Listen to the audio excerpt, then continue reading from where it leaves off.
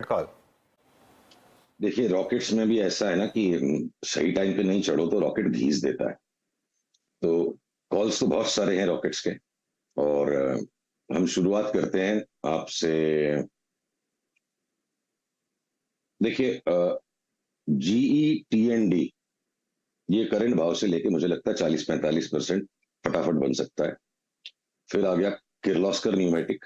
बाकी के दोनों किर्लोस्कर के स्टॉक्स हम बेच करके किर्लोस्कर न्यूमेटिक ले रहे हैं। और पहले एक डिस्क्लोजर देना जरूरी है अनुज, हम भी सेबी रजिस्टर्ड रिसर्च एनालिस्ट हैं। हमारे क्लाइंट्स को हम जो रिसर्च देते हैं और वो उस पर सफिशियंट टाइम पे जब एक्शन ले लेते हैं उसके बाद ही हम उन स्टॉक्स को पब्लिकली डिस्कस करते हैं। तो हमेशा हमारा स्वार्थ निहित होता है जो भी हम वार्ता पब्लिक स्पेस में करते हैं, तो वो सावधानी सब रखें। और मैप माई इंडिया एक त्वरित संतुष्टि के लिए इंस्टेंट ग्रेटिफिकेशन के लिए ये भी एक स्टॉक है जिसमें बड़ा ब्रेकआउट आ गया। मुझे लगता है अगले 3-4 महीने में इरिस्पेक्टिव ऑफ निफ्टी निफ्टी जहां भी जाए मैप माई इंडिया लगता है डबल होने की चाल के लिए निकल चुका है।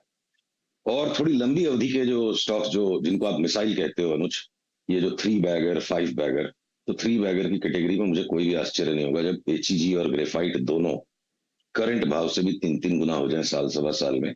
पर एक सावधानी रखने की जरूरत है, ऑलरेडी एक बड़ा उछाल इनमें 40 से 45% का बन चुका है। तो निवेशकों को इन्हें पुल बैक में लेना चाहिए। हमारे निवेशक हो सकता है अभी प्रॉफिट टेकिंग करेंगे, जो लोग ट्रेडिंग मेंटालिटी के लॉन्ग टर्म होल्डर्स खड़े रहेंगे, पर 20-25% नीचे आने के बाद इन्हें मुझे लगता है 200-300% की चाल के लिए लेना चाहिए। और कोपरान और जी पावर ये भी लास्ट कुछ दिनों में भाग गए हैं, तो वो सावधानी रखिएगा कि पुल बैक के ही ऊपर इन्हें लेना है। मुझे कोपरान और जी पावर लगता है अगले 1.5 साल में 5 गुना भी हो जाए तो कोई आश्चर्य नहीं होगा। तो ये बात हो गई कुछ मिड कैप स्टॉक्स की जहां पर आपको अच्छा मोमेंटम मिल सकता है इस समय। सुशील, एफएनओ में कोई इंटरेस्टिंग आइडियाज? ये सारे के सारे आपने कैश मार्केट वाले स्टॉक्स बताए, हालांकि आप एक दो एफएनओ स्टॉक्स पर भी नजर रखते हैं, वहां पर कुछ पसंद नहीं आया आपको? बिल्कुल है, पर देखिए क्या है, ये जो अभी एक एक ऐसी अनहोनी सी परिस्थिति बाजार में बनी हुई जिसको मैं, ये एक बड़ा पॉपुलर गाना है अमिताभ बच्चन का, उसकी 4 लाइनों से वो बात स्पष्ट होती है। आपकी अनुमति हो तो मैं वो गाने की 4 लाइनें रखूं सामने।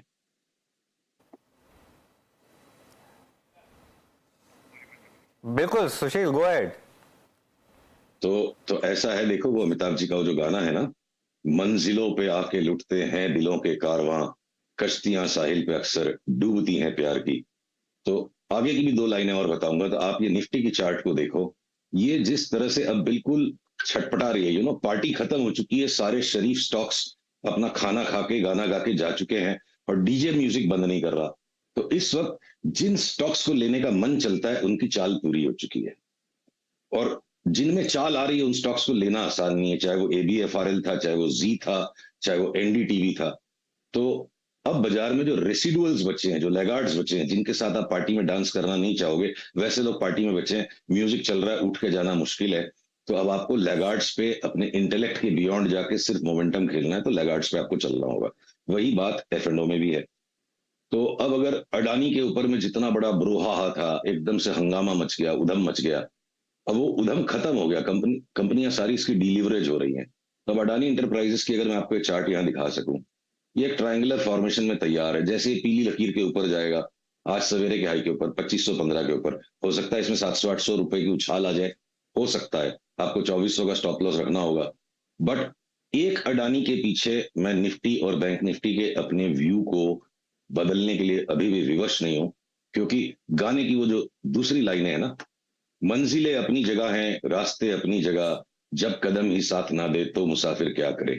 तो ये जितने हिचकोले खा रही है निफ्टी बैंक निफ्टी, इसमें कदम साथ नहीं दे सकते। बुल का भी पैसा लग रहा है, बेयर का भी लग रहा है, सब लोग स्टॉप लॉस खा रहे हैं और प्राइसेस मार्जिनली हायर है इंडेक्स पे। तो हमारा सारा फोकस फिर बी ग्रुप की तरफ चला गया। कम से कम हम अपनी पाँव पे तो चल के जा सकते हैं। तो निफ्टी बैंक निफ्टी में लगता है इतनी पिला देगा डीजे कि घर जा ही नहीं पाओगे, लड़खड़ा जाओगे। सो एक अडानी इंटरप्राइज का आप स्टॉक ले लो, या बीच बीच में आते रहते हैं तो वो ट्रेडिंग फंड्स अपनी जगह पे है।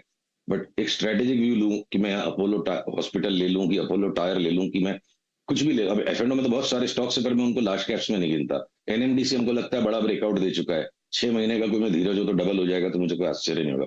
That's not really truly trading grade stock. तो जो निफ्टी 50 बैंक निफ्टी के जो स्टॉक्स है, ये बड़े ही उलझाऊ लग रहे हैं इस वक्त। और थोड़ा सावधान वहां रहने की जरूरत है।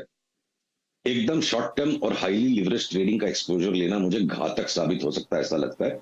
इसीलिए हमने थोड़े से लॉन्गर टर्म, जितनी डिलीवरी उठा सको या छोटे एक्सपोजर में बड़ी चाल को खा सको, तब हम एनएमडीसी जैसा स्टॉक है, या आप नाल्को को ले लो, अभी तक नहीं है मोमेंटम पर, छोटा सा ब्रेकआउट देके भी इंतजार कर रहा है। इतनी बड़ी डिविडेंड यील्ड है, नाल्को लेके मैं रॉन्ग नहीं हो सकता।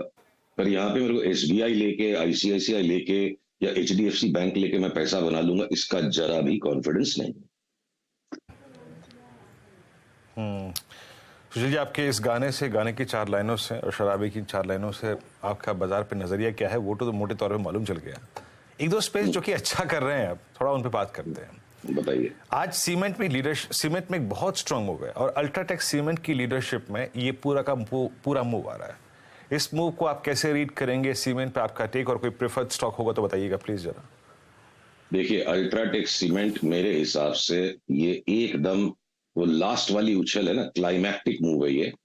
मैं आपको इसकी चार्ट को सेट करता हूं स्क्रीन पे। ये क्लाइमैटिक मूव है सर। ये बिल्कुल, मैं यहाँ पे इसको लेके बिल्कुल नहीं फंसूंगा। म्यूजिक अगर तेज हो जाए तो इसका मतलब ये जरूरी नहीं है कि आपको वहां डांस करना ही जरूरी है पार्टी में। आपको अपने कदमों की ताकत को देखना पड़ेगा। ये चार्ट के जो स्ट्रक्चर्स है ना, ये कोई बुल मार्केट स्ट्रक्चर्स नहीं है। आप देखो इन दोनों लकीरों के बीच में, ये किसी भी टाइम घूम गया और ये नीचे की, मैं अगले 3-4% कमाने के लोभ में 25-30% तक के डिक्लाइन के रिस्क नहीं ले सकता। मैं विवश नहीं हूं कि मुझे रोज के रोज हर स्टॉक में ही कमाना है। हम अपने भाई को नहीं त्याग पा रहे, हो सकता है हम गलत हैं, पर ये सब यहाँ स्टॉक्स लेने के लायक नहीं लगते हैं। ये 2-4% कमाने के चक्कर में कब लपेट में आ जाएंगे और 20% का करेक्शन आ जाएगा, पता नहीं चलेगा। ये पैटर्न को काश में एक्सप्लेन कर पाता, टीवी के फॉर्मेट में इलियट वेव एनालिसिस पे बात करना अशोभनीय होगा, अनुचित होगा। पर ये बिल्कुल ओवर स्ट्रेस्ड है, मोमेंटम डाइवर्जेंट है, ये कोई बुल मार्केट स्ट्रक्चर नहीं, this is rally structure WXY। किसी भी टाइम बड़ा करेक्शन आ सकता है। ओके, पहले की जो फ्लिकर है वही लगेगी। अगर आप इसे लॉन्ग साइड पे देखिए, दिया बुझने के किसी भी पहले टाइम इसमें अगर आप देखिए रिट्रेसमेंट शुरू हो सकता है। दिया बुझने के पहले बाती बड़ी जोर से लपकती, मुझे वो वाली लपक दिख रही है। तो मैं, हो सकता है मैं, मेरी उम्र के कारण हो सकता है थोड़ा, ये स्टॉक्स में मुझे ज्यादा थकावट दिख रही है, तो नौजवान कमा लेंगे, हम दूर रहेंगे। हमारे बस का नहीं है सर।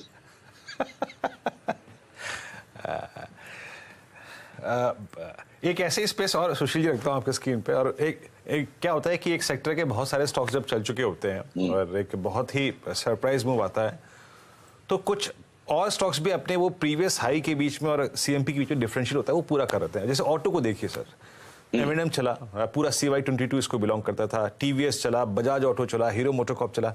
अब मारुति अपना वो 10,004 और सीएमपी का जो डिफरेंशियल है पूरा कर रहा है। एक इवेंट है, जिमनी का लॉन्च है, प्राइसिंग कल सामने आएगी। मारुति के बहुत चर्चे हैं आजकल बाजार में। मारुति पर आपका टेक क्या है? सर, ये डबल टॉप बन गया है। हम थोड़ा इसको जल्दी बेच के स्टॉप लॉस काट चुके हैं। अभी जिस दिन भी घूमेगा ना, हमारे पर हंसी उड़ाई जाएगी। वो कोई नई बात नहीं है, 20-25 साल में बार बार यही होता है और हमारा कॉन्फिडेंस और बढ़ जाता है जब ट्रोल होते हैं। मुझे नहीं लेना मारुति, और मैं इंतजार करूंगा जिस दिन इसमें सेल सिग्नल आएगा, मैं उसको दे मारूंगा और मैं उसको 6,500 रुपए में लूंगा। एक गाड़ी के लॉन्च हो जाने से कंपनी का लॉन्ग टर्म चेंज हो जाएगा, ये भी गलत थिंकिंग है। और शॉर्ट टर्म में उसके अंदर में 2% आप कमा लेंगे।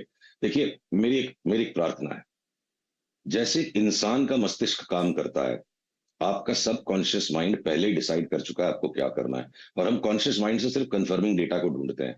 तो ये इमीडिएट कॉर्पोरेट न्यूज या इमीडिएट कॉर्पोरेट रिजल्ट्स पर जो रिएक्टिवनेस है, ये फंडामेंटल इन्वेस्टिंग नहीं है, ये poor quality of technical investing है। टेक्निकल्स करना है तो चार्ट देखिए, और फंडामेंटल देखना है तो उसके लिए लॉन्ग टर्म के डिसीजंस लीजिए। एक गाड़ी लॉन्च हो जाएगी तो मारुति फट जाएगा, एक न्यू हाई आ जाएगा तो स्टॉक बढ़ जाएगा। ये सब किंवदंतियां लगती है मुझे, जिनको सूट करती है वो करे। हम इन बातों से बड़ा घबराते हैं। मैं इंतजार करूंगा मारुति को बेच के 30% नीचे लेने के लिए। जितने भी दिन मुझे वेट करना पड़ेगा, 2 दिन, 4 दिन, 5 दिन, अब ये लेने के भाव नहीं है। बजाज ऑटो भी देखिए, हम नीचे से रॉन्ग थे, ये करंट भाव आ गए 3,000 पे। हमने खूब तेजी की बात करी, 45 रुपए में लगता है वापस 3,000 होगा। जिस दिन आएगा सेल सिग्नल बेचेंगे। तो only stock in the large cap auto space जहां पे अभी भी मोमेंटम बरकरार है और जहां पे हम अभी भी लॉन्ग है, वो है हीरो मोटोकॉर्प। वो भी काफी चल चुका है। तो ये सैचुरेटेड स्पेस है और हमारे बस का